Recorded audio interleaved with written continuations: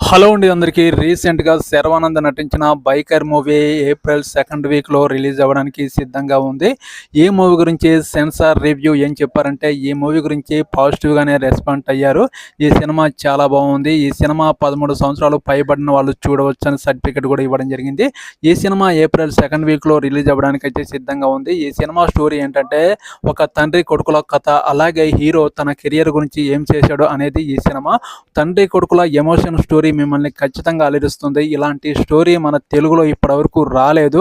Biker race ఎలా ఉంటుందో ఈ సినిమాలో చూపించడానికి సిద్ధంగా ఉన్నారు. శర్వానంద్ ఈ బైకర్ సినిమా కోసం తను చాలా వెయిట్ లాస్ కూడా అయ్యాడు.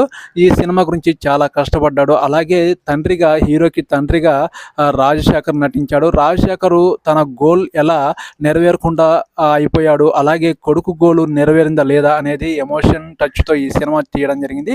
ఈ సినిమా ఖచ్చితంగా ప్రేక్షకులకు నచ్చుతుంది, హిట్ అవుతుందని ఈ సెన్సార్ రివ్యూ టాక్ ప్రకారం ప్రొడ్యూసర్స్ చెప్తున్నారు. మీరేమంటారు ఈ సినిమా మీద? కామెంట్ సెక్షన్లో కామెంట్ చేయండి. నా ఛానల్ని ఒక లైక్ చేయండి. నా ఛానల్ని ఒక్కరైనా సపోర్ట్ చేయండి, సబ్స్క్రైబ్ చేయండి ప్లీజ్. మరో నెక్స్ట్ మూవీ టాపిక్తో మీ ముందుకు వస్తాను. Okay, bye.